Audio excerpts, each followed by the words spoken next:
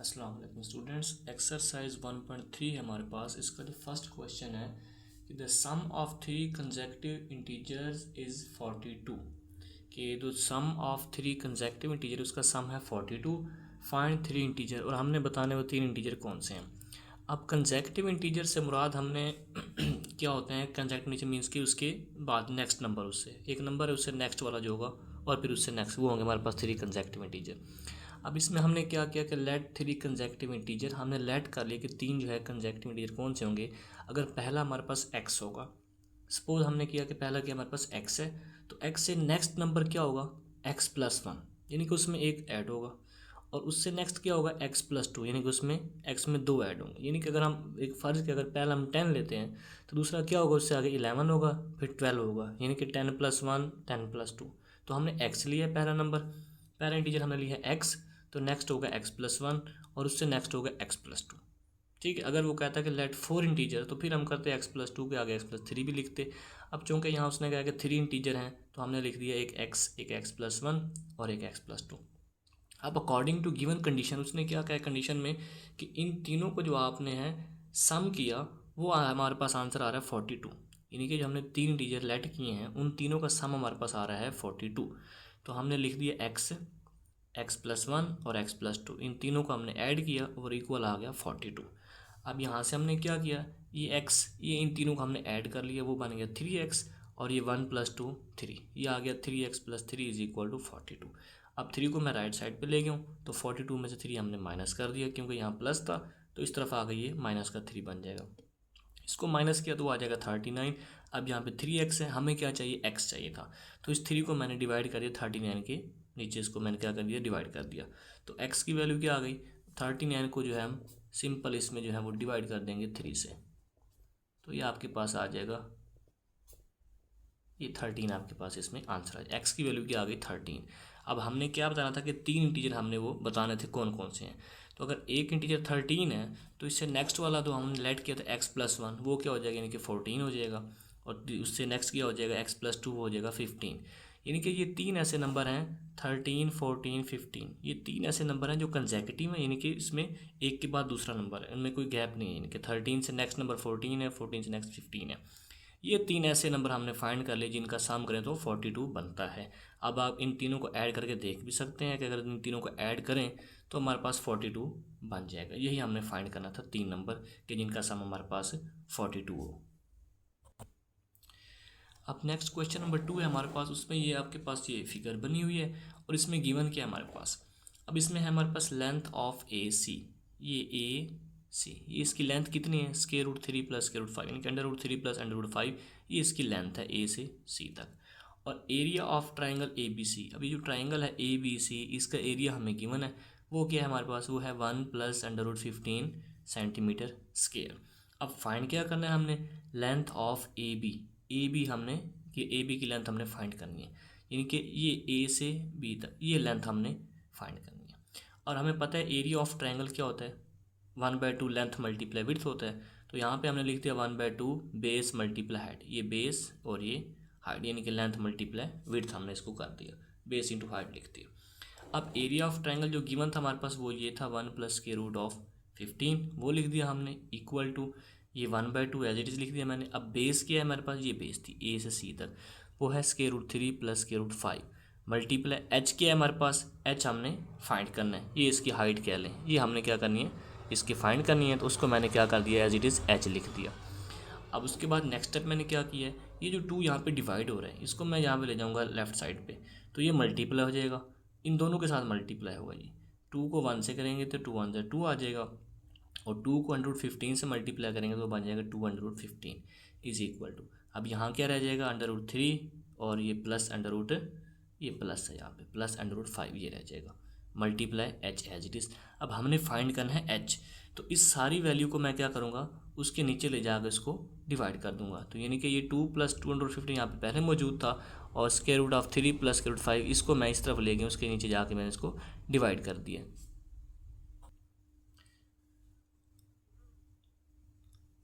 अब इसको मज़ीद मैंने सिंप्लीफाई करने के लिए 2 plus 2 under root 5 over under root 3 plus under root 5 है, इसको मैंने मज़ीद सॉल्व करने के लिए आगे क्या किया, इसको रैशनलाइज बाय डिनोमिनेटर कर दिया। रैशनलाइज में हम क्या करते हैं कि डिनोमिनेटर में यहाँ ये अगर प्लस का साइन है तो इसको हम यहाँ माइनस कर देंगे और यहाँ भी माइनस, यानी कि उसके कॉन्जुगेट उसको मल्टीप्लाई और डिवाइड कर देंगे।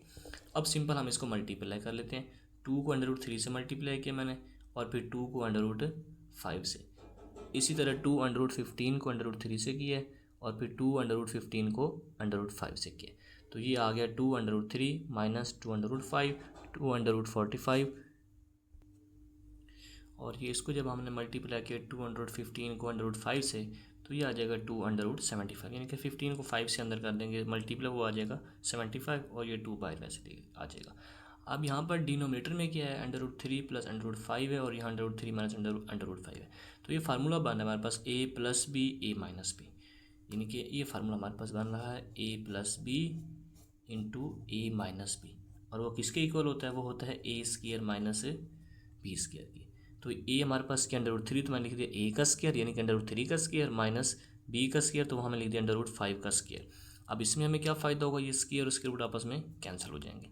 ऊपर वाली वैल्यू मैंने फ़िलहाल वैसे लिख दी है सारी, ठीक है। और इसमें क्या किया हमने, ये आ गया 3 और ये आ गया -5, 3 - 5 क्या हो जाएगा -2। अब यहाँ पे ऊपर क्या किया देखें ज़रा, ये 2 √3 माइनस 2 √5 प्लस 6 √5 माइनस 10 √3। अब इसमें से हमने क्या किया है, ये 2 √3 माइनस 10 √3, ये जिसका √3 है इन दोनों को मैंने क्या कर दिया माइनस कर दिया, तो वो आ जाएगा -8 √3, यानी कि 2 माइनस 10 -8 आ जाएगा। और ये है -2 और +6, ठीक है, दोनों के साथ √5 है, तो -2 + 6 इनको हम ऐड कर देंगे तो वो आ जाएगा 6 - 2 4 √5।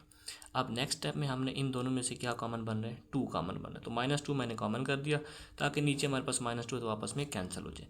जब -2 यहाँ से कॉमन किया तो ये रह गया 4 √3 और ये हमारे पास रह जाएगा 2 √5। प्लस का साइन था तो माइनस कॉमन किया तो माइनस प्लस माइनस हो जाएगा, साइन चेंज जाएगा। अब ये -2 से कैंसिल और ये हमारे पास वैल्यू आ गई 4 √3 -2 √5।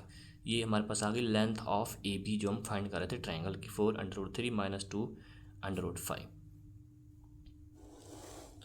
उसके बाद क्वेश्चन 3 हमारे पास है, उसमें हमारे पास गिवन है लेंथ ऑफ रेक्टेंगल 2 + √18 मीटर। ये उसकी रेक्टेंगल की क्या है, लेंथ है। और विड्थ ऑफ रेक्टेंगल हमारे पास क्या है, 5 - 4 ओवर √2 मीटर। ये इसकी रेक्टेंगल के हमारे पास क्या है, लेंथ है और ये विड्थ गिवन है। अब एरिया ऑफ रेक्टेंगल क्या होता है हमारे पास, लेंथ मल्टीप्लाई विड्थ, तो इन दोनों को हमने मल्टीप्लाई कर दिया, 2 + √18 को मल्टीप्लाई कर दिया 5 - 4 ओवर √2 से। अब इसे मल्टीप्लाई करने का तरीका फिर वही है हमारे पास कि 2 को हमने 5 से किया, 2 5 ज़ा 10 आ गया। इसको 4 × 2 से किया 2 को, तो 2 4 ज़ा 8 √2। अगेन ये क्या बन जाएगा 5 √18 और ये बन जाएगा -4 √18 ओवर √2। अब यहाँ पे देखिए हमारे पास ये क्या लिख दिया मैंने, 10 एज इट इज़ लिख दिया, ठीक है।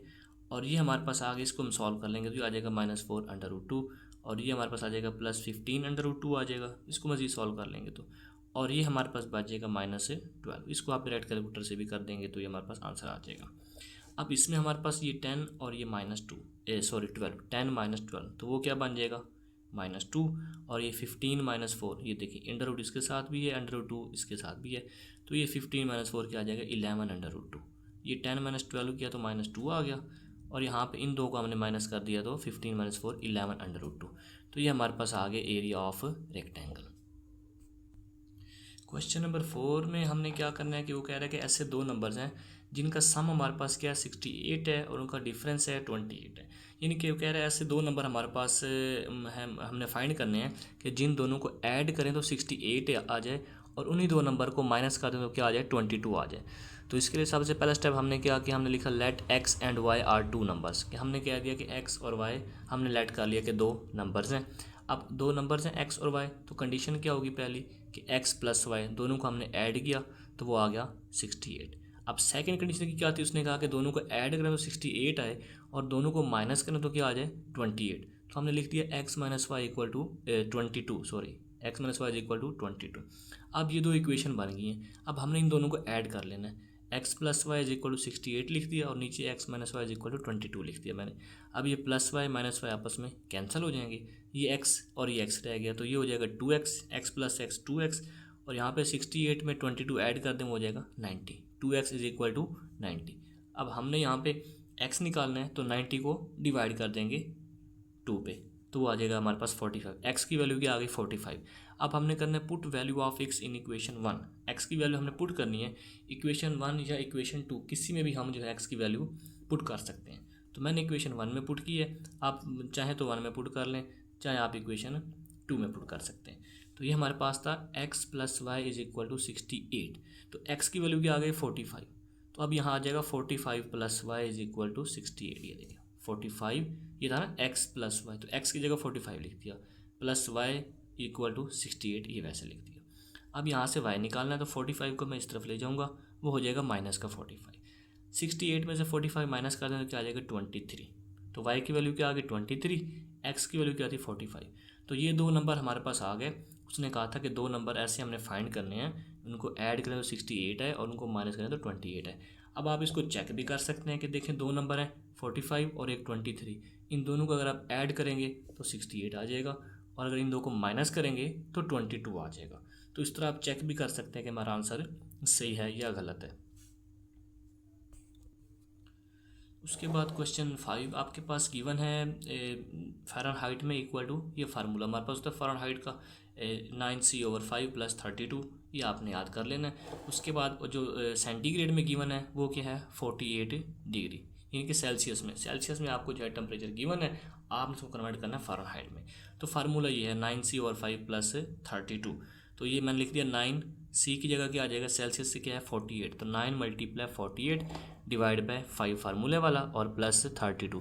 तो 9 को मल्टीप्लाई करेंगे 48 से और डिवाइड कर देंगे 5 से, तो वो हमारे पास आ जाएगा 86.4 और प्लस 32 ये साथ एज इट इज़, इन दो को ऐड कर दें तो वो आ जाएगा 118.4 डिग्री फ़ारेनहाइट। यानी कि पहले जो हमारे पास टेम्परेचर था वो सेल्सियस में था 48 डिग्री सेंटीग्रेड, अब उसी को हमने फ़ारेनहाइट में कन्वर्ट कर दिया है, तो अब वो आ गया 118.4 डिग्री फ़ारेनहाइट।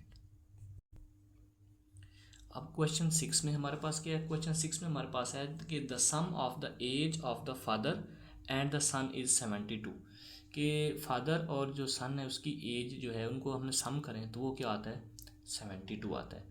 अब नेक्स्ट उसने क्या बताया कि 6 years ago 6 साल पहले the father's age was 2 times the age of the son, जो फादर्स एज थी वो क्या थी 2 गुना थी उसके बेटे के। What was son's age 6 years ago, तो 6 साल पहले जो है वो बेटे की उम्र कितनी थी। अब हमने यहाँ से इसको क्या करना है, सबसे पहला स्टेप हमने किया कि सन्स करंट एज जो है वो x ईयर्स है, कि सन्स की अब जो मौजूदा एज है वो हमने फ़र्ज़ कर लिया कितनी है x है।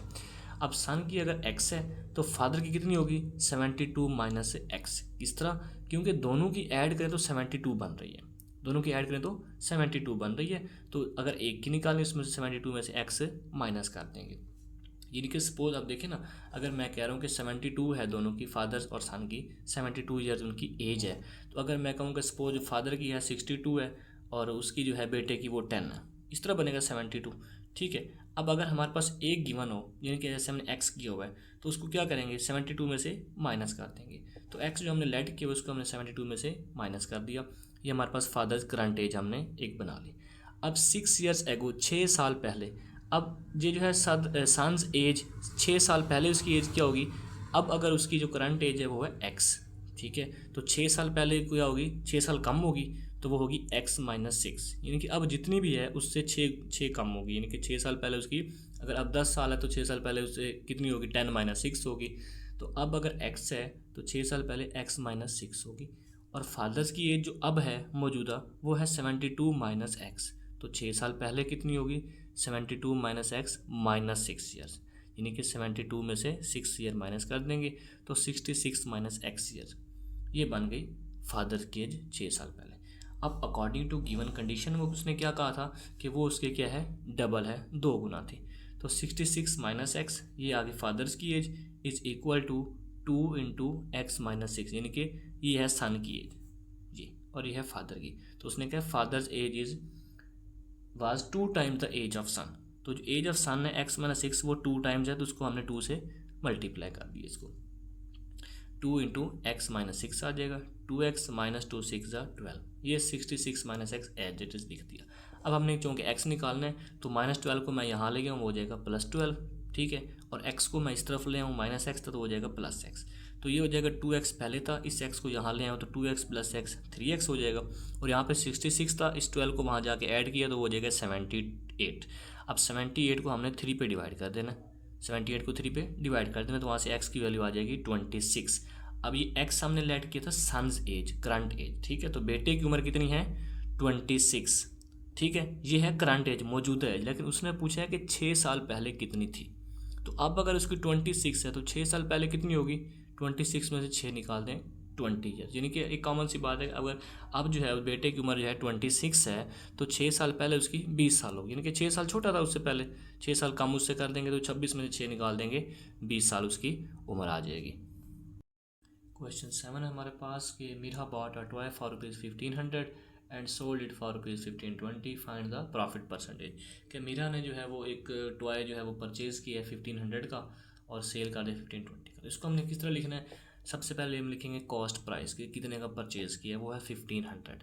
अब सेल प्राइस बेचा कितने का 1520। अब 20 रुपये ज़्यादा का बेच दिया तो इसमें प्रॉफिट हुआ है।